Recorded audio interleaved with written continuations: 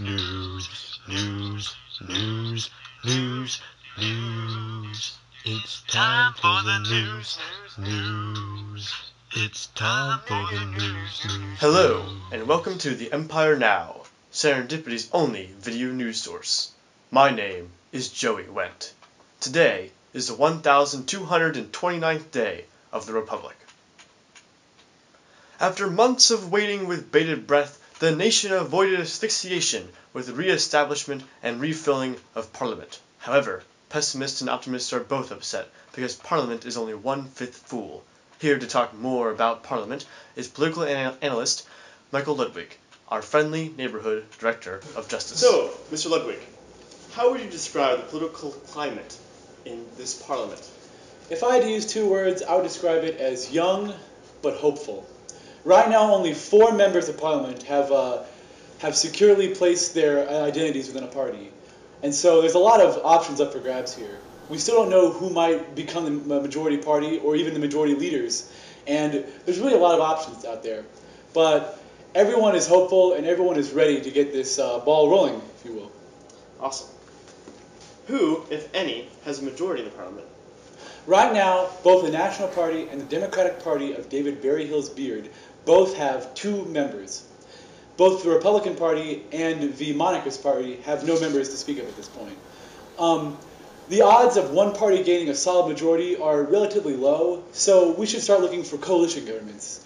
As we speak, actually, I've heard rumors about the National Party and the Democratic Party of David Berryhill's Beard forming some kind of coalition government, as they are more likely than not to have a majority between them two.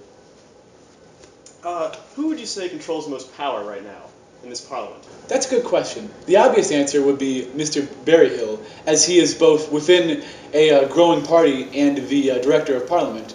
But there are several members who might be looking at future positions themselves. We can't really know who they are right now, but more likely than not, some dark horse candidate or a dark horse member of Parliament will emerge and try to take a leadership position. That's interesting. How would you describe David Berryhill's leadership? Well, hairy, if I had to use one word, but also brimming with style. I've known the man for 3 years now, and he's hopeful of the future, as we all are, and he's looking forward that if the Democratic Party of David Berryhill's Beard does not receive a majority of parliamentary seats themselves, he's looking to make friends with the other leadership within the other parties. And it's interesting to note that the DPDBB is the youngest party of all the parties formed right now, actually being formed less than a few months ago.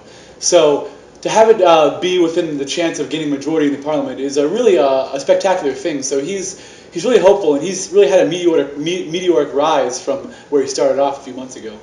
There are currently several different departments, all of them with directors, and each of those directors can appoint a deputy of Parliament, as well as 10 elected members, which means it brings us around 20 members in Parliament. So do you think we will ever truly fill it? Well, as a director myself, I have joined many other directors in appointing myself as a member of Parliament at this point, which just shows how far we have to go, but I'm pretty hopeful. We have a few members who are solely members of Parliament right now, and we have a new Director of Parliament. And I do believe the introduction of a multi-party system will be very influential in trying to get new members to come, because having such an important voice within a party can be really beneficial to new members. So, although I think it will take quite a while, I'm hopeful that within the next year or two we should be able to fill up most, if not all, of Parliament. All right, thank you for your time. Thank you, sir. This woman, called Rachel Fisher, is the last member to be inducted into Serendipity.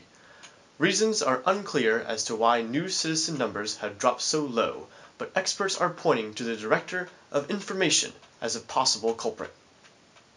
The lack of propaganda from the Department of Information is outstanding and points to a lack of organization in that section.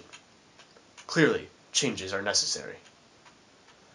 A new political party by the name of David Berryhill's Beard has emerged from the woodwork. Led by Director of Justice Michael Ludwig, this party's ideas about facial hair and filibusters seem to promise an upheaval in the delicate balance of Serendipity's governmental structure. citizens are encouraged to be cautious, as this party's ideals are still raw and untested. A rich new bill is in the works that will strengthen the powers of the Department of the Treasury. Although secret and unfinished, we had a private interview with Director of the Treasury and author of the bill, Aaron Anderson. Thank you for being here, Aaron. Thank you for having me. So, Aaron, can you give us some highlights of this bill? Sure, Joey. Basically, the bill is meant to pretty much protect the funds of the nation, ensure that they don't fall into the wrong hands, and ensure that the nation will remain financially stable throughout any terms or conditions in which we face in the foreseeable future. How long did it take you to write this bill? About a week, actually. It was a very fast process. After analyzing the Constitution, I realized that there was no legislation in place. So that actually prompted me to write the bill and present it to Parliament. So it was a very quick process. Do you feel that this bill is necessary? I do feel it's necessary. We have no guidelines to protect the money. Essentially, the way it's set up is that the Supreme Director could do whatever he wants with the money. There's no legislation or jurisdiction that prevents any of that from happening. And there's no security or insurance available if something happens to the Supreme Director, whether it be death or overthrow, or even myself. If I'm suddenly removed from office, there's no legislation in place that initiates who controls the money. So it makes it very vulnerable. But yeah, but there is now. There is now. Yes. Thanks to you. Yes. So did the bill meet any resistance going through Parliament? It didn't. There were a few concerns about some of the counterpoints, specifically concerning, as I just mentioned, who should control the funds if either myself or the Supreme Director are suddenly, unexpectedly removed from office. There was some resistance on that and how that should be handled, but for the most part, everyone was very pleased about it. And I think for the most part, they were unaware that this problem actually existed, so I'm very glad to present it forward. Who stands to gain the most from this bill? From this bill? The people of Serendipity. I believe so. And because, one, it protects their money that pretty much runs the nation, and it also benefits myself and my department because it provides a little bit of a safety net. And it's just a little bit of a way to ensure we're taking into account who's liable and who's not. So I think while it does benefit the leadership departments, it's benefiting the people the most. Thank you again for your time. Thank you. Despite the Parliament fiasco of 2014 being resolved, there still exists a major problem based on lack of interest. There exist 3 positions of justice in the Justice Department that are occupied by no one.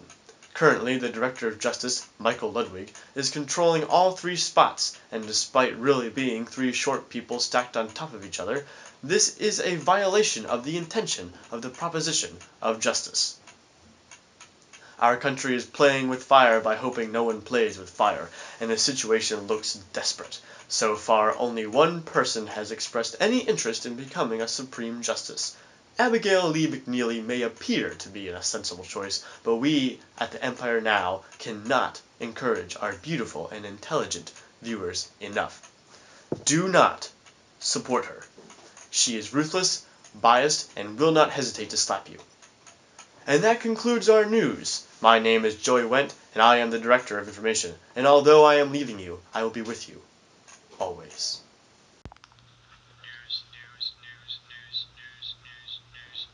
News, it's time for the news. News, it's time for the news. News, it's time for the news. News, news, news, news, news. It's time for the news. News, it's time for the news. News, news.